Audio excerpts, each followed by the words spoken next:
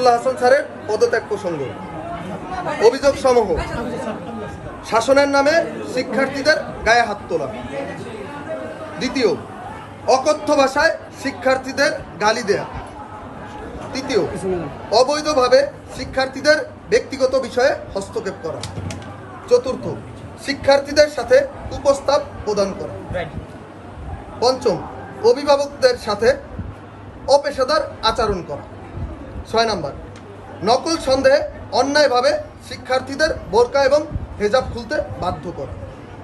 7 নম্বর, বহিরাগত শিক্ষার্থীদের নিয়ম বহির্ভূত আচরণ ও পরীক্ষা প্রদানের বাধা প্রদান করা।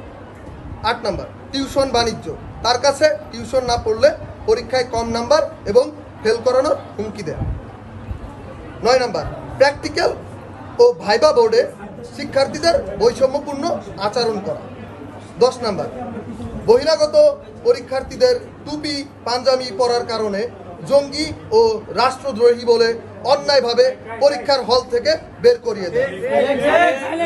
11 নম্বর, ভাইবা বোর্ডে ঘুষ গ্রহণ করা।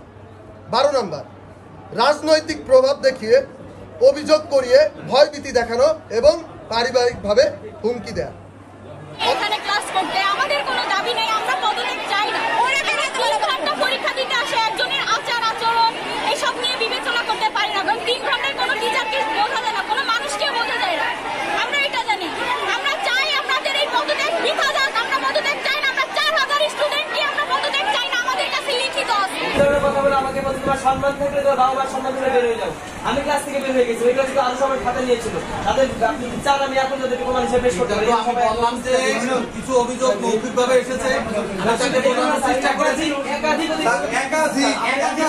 12টা দিয়েছি, 12টা হচ্ছে এখানে আপনি একে করে দিয়েছেন। না স্যার, যদি 10 মিনিট খাতা রাখতে হয় শিক্ষার্থী হচ্ছে 1 ঘন্টা, সে কেন 1 ঘন্টা রাখছে? 10 মিনিটের খাতা রাখলে তেমন কিছু হয় না স্যার। 40 মিনিট আমার নিজের খাতা রাখছি স্যার, নিজের। সেটা তো আমি অস্বীকার করছি না। একটা শিক্ষার্থী তার জীবন নষ্ট করছে, সে এখন পড়াশোনা করে না, তাহলে এটার জন্য কে দায়ী?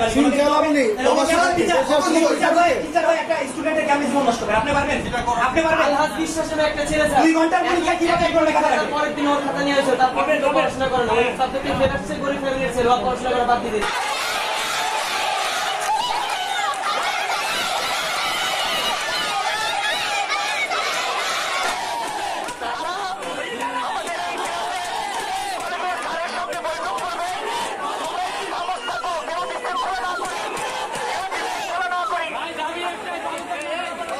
এই অভিযোগ ওরা কোনো স্বাক্ষর শপথ দিবে, আমি সেটা আমার যথাযথ কর্তৃপক্ষকে অফিসিয়াল ভাবে জানাই, দ্রুত এটা কার্যকরী পদক্ষেপ গ্রহণ করার।